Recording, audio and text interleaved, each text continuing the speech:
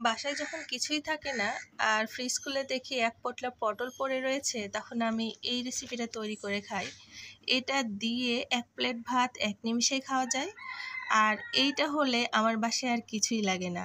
বিশেষ করে এইটা তৈরি করার আবদার করে বারবার যে এরকমের রেসিপি যেন তৈরি করে দিই, তারা গরম গরম ভাতের সঙ্গে মজা করে খেতে পারবে।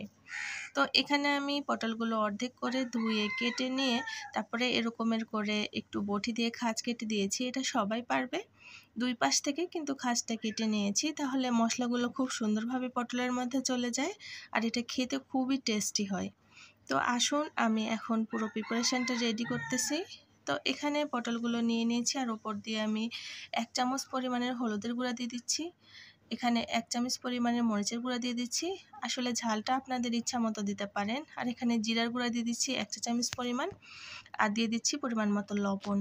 তো সব কিছু দেওয়ার পরে এখন সুন্দরভাবে মাখিয়ে নেওয়ার পালা। আর তার আগে আমি দিয়ে দিচ্ছি 1 চা চামচ আদা রসুন পেস্ট।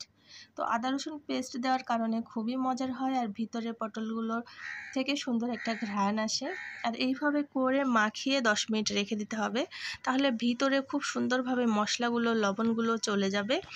আর এই রেসিপিটা দিয়ে ভাত, রুটি, পরোটা, খিচুড়ি সব কিছু খেতেই খুব পছন্দ করবে সবাই। তো এখানে আমি তেল আগে থেকে গরম করতে রেখে দিয়েছিলাম আর তার উপর এখন দিয়ে দিলাম এগুলো। তো আপনাদের হাতে যদি সময় না থাকে তাহলে রেস্টে রাখার দরকার নেই, আর সময় থাকলে রেস্টে রেখে দেবেন।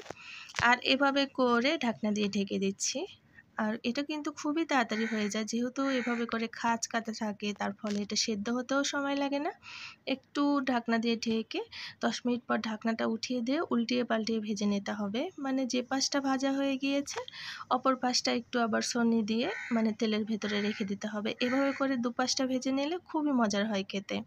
আর যখন এরকমের ভাজা প্রায় হয়ে গিয়েছে, দেখতেই পাচ্ছেন এখন কিন্তু একদম বেশি সময় লাগবেই না, একদম সুন্দরভাবে তৈরি হয়ে গিয়েছে আর কালারটাও চলে এসেছে। এ পর্যায়ে কিন্তু আমি আস্তে আস্তে আরও 2টা জিনিস অ্যাড করব। পুরো ভিডিওটার সঙ্গেই থাকবেন, একদম স্কিপ করবেন না, তাহলে দেখবেন খুবই টেস্টি একটা রেসিপি শিখে গিয়েছেন, যেটা কিনা মেহমান আপ্যায়ন করতেও আপনাদের খুবই কাজের লাগবে। আর এটা দেখতেও কিন্তু খুবই সুন্দর লাগে। খেতেটা মানে অসম্ভব টেস্টি, আবার দেখতেও খুবই মজার। তো সব মানে যখন পটল হয়ে গিয়েছে একদম রেডি, ঠিক সেই পর্যায়ে আমি কিছুটা এখানে পেঁয়াজ কুচি আর মরিচ ফালি দিয়ে দিয়েছি। এটাতে করে পটল ভাজার টেস্টটা একবারে 10 গুণ বেড়ে যাবে, খুবই টেস্ট লাগবে।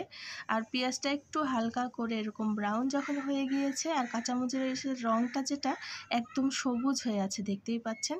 এখন আমার পুরো রেসিপিটা তৈরি হয়ে গিয়েছে আর এখন নামিয়েও নিয়েছি আমি। আর গরম গরম ভাতের সঙ্গে চলে এসেছে খেতে।